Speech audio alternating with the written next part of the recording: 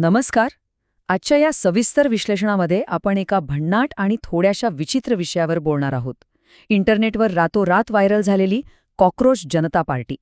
Social मीडियाचा राजकारणात कसा वापर होतो हे आपण नेहमीच पाहतो, पण एका साध्या टिप्पणीवरून थेट एक नवीन ऑनलाईन राजकीय प्रयोग कसा जन्माला आला हे समजून घेणं खरोखरच रंजक आहे. या संपूर्ण प्रकरणाचे, त्यामागील वादाचे आणि इंटरनेट राजकारणाच्या बदलत्या स्वरूपाचे आपण आज अगदी सविस्तर विश्लेषण करणार आहोत.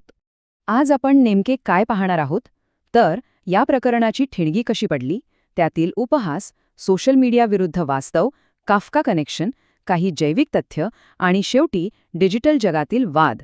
चला तर मग सुरू करूया. सर्वात आधी वळूया पहिल्या भागाकडे, द स्पार्क. म्हणजेच या संपूर्ण प्रकरणाची ठिणगी नेमकी पडली तरी कशी. तुम्हाला माहितीये का, या सगळ्याची सुरुवात एका वक्तव्यावरून झाली.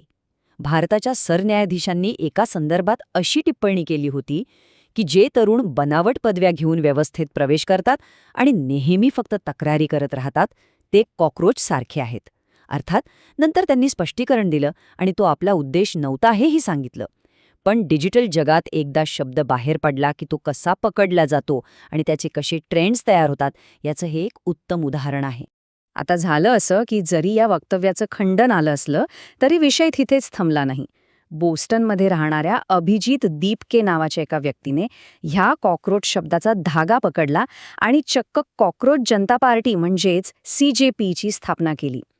सूत्रांनुसार हा एक सुनियोजित सोशल मीडिया स्टंट होता, ज्याला काही राजकीय कार्यकर्त्यांचाही पाठिंबा मिळताना दिसला. या संपूर्ण घटनाक्रमातला शेवटचा टप्पा म्हणजे एक्स या सोशल मीडिया प्लॅटफॉर्मवर या पार्टीचं अकाउंट भारतात ब्लॉक करण्यात आलं. एका वक्तव्यापासून सुरू झालेला हा प्रवास एका बंदीपर्यंत कसा पोचला हे यावरून स्पष्ट होतं. आता वळूयात दुसऱ्या भागाकडे, द सटायर. हा राजकीय उपहास नेमका काय आहे ते पाहू. तुम्ही या पार्टीच्या जाहीरनाम्यातल्या अटी ऐकाल तर थक्क व्हाल. पक्षात सामील व्हायचंय? मग तुम्ही बेरोजगार असायला हवे, भयंकर आळशी असायला हवे, तुम्हाला कायम ऑनलाईन राहण्याचं व्यसन असायला हवं आणि सगळ्यात महत्त्वाचं म्हणजे सोशल मीडियावर अगदी प्रोफेशनल्ससारखे सतत तक्रारी करणारे असावे. हे सगळे मुद्दे अगदी स्पष्टपणे दाखवून देतात की ही संपूर्ण चळवळ म्हणजे केवळ एक उपहास आहे. इंटरनेटवर स्वतःवरच विनोद करण्याच्या मानसिकतेचा इथे पुरेपूर वापर करण्यात आला आहे. खरी गंमत तर इथेच दडलेली आहे. एका बाजूला ही कॉक्रोच जनता पार्टी, जिचे इन्स्टाग्रामवर बघता बघता सुमारे 1.5 कोटी फॉलोअर्स झालेत, आणि दुसऱ्या बाजूला जगातला सर्वात मोठा राजकीय पक्ष मानला जाणारा भाजप, ज्याचे इन्स्टाग्रामवर 89 लाख फॉलोअर्स आहेत. केवळ आकडे बघून कोणीही चक्रावून जाईल, पण जमिनीवरचं वास्तव काय आहे? CJP हा केवळ एक सोशल मीडिया स्टंट आहे, तर भाजपकडे 14 कोटी कार्यकर्ते आणि 22 राज्यांमध्ये सरकार असलेली भक्कम संघटनात्मक ताकद आहे. आभासी जग आणि खरं जग यात किती मोठी तफावत असू शकते हे यातून स्पष्ट दिसतं.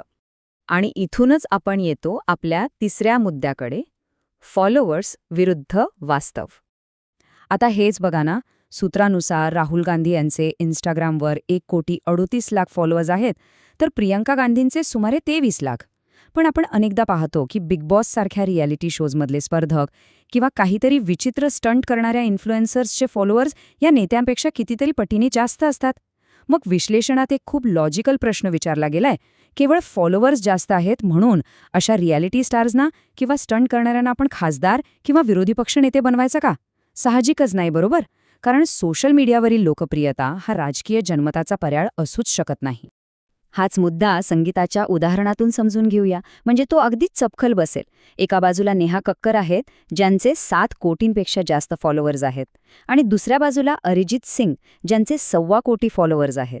दोघेही कमाल कलाकार आहेत, पण केवळ फॉलोअर्सच्या आकड्यावरून अरिजित सिंगमध्ये टॅलेंट कमी आहे असं कोणी म्हणेल का?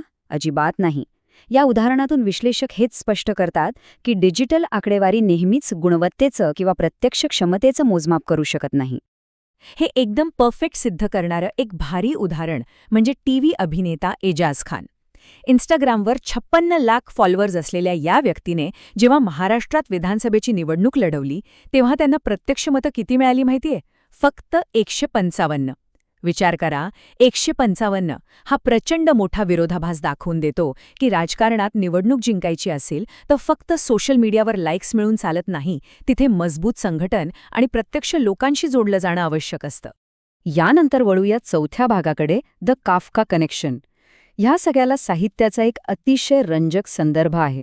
1915 मध्ये प्रसिद्ध लेखक फ्रान्स काफका यांनी द मेटामॉर्फसिस नावाची एक कादंबरी लिहिली होती. यात काय होतं तर एक माणूस रातोरात चक्क एका भयानक मोठ्या किड्यात म्हणजेच कॉक्रोचमध्ये बदलतो. हे साहित्य आधुनिक समाजव्यवस्थेवरचं एक अत्यंत टोकदार भाष्य होतं. समाज माणसाला कसा एका किड्यासारखा महत्त्वहीन बनवू शकतो याचा तो एक इशारा होता. आजच्या या कॉक्रोच जनता पार्टीच्या निमित्ताने सूत्रांनी या साहित्यिक संदर्भाची अत्यंत समर्पक आठवण करून दिली आहे. कारण विश्लेषकांनी म्हटल्याप्रमाणे आधुनिक काळात समाज आणि आंदोलनाची व्याख्याच बदलली आहे. आजचे हे डिजिटल कॉक्रोच कोणत्याही रस्त्यावरच्या लढाईसाठी सज्ज नाहीत. त्यांच्या हातातली मुख्य शस्त्र काय आहेत तर स्मार्टफोन, इंटरनेट आणि मीम कल्चर. आज अनेक जण रस्त्यावर उतरून घाम गाळण्यापेक्षा आणि प्रत्यक्ष संघर्ष करण्यापेक्षा इंटरनेटवर मीम्स बनवून व्हायरल करण्यालाच क्रांतीचं प्रतीक मानू लागले आहेत. ही एक पूर्णपणे नवीन डिजिटल मानसिकता आहे जिचं दर्शन यातून घडतं. आता येऊया 5व्या भागाकडे, जैविक तथ्ये. या निमित्ताने थोडीशी रंजक आणि अनपेक्षित माहिती. 4,500 हा आकडा खूप काही सांगून जातो. पृथ्वीवरून भले भले डायनासॉर नष्ट झाले, पण कॉक्रोच मात्र तग धरून राहिले. म्हणूनच त्यांना उत्तम सर्वायव्हर्स मानलं जातं. आज अंटार्क्टिका सोडला तर संपूर्ण जगात सगळीकडे कॉक्रोच आढळतात आणि त्यांच्या तब्बल 4,500 प्रजाती अस्तित्वात आहेत.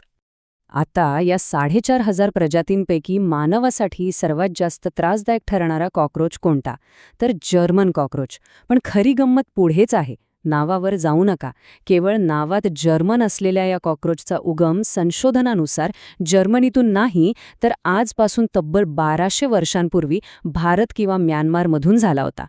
ही अनपेक्षित ऐतिहासिक आणि जैविक माहिती या विश्लेषणात मुद्दाम दिलीय, जी या विषयाला आणखी एक वेगळाच दृष्टिकोन देते.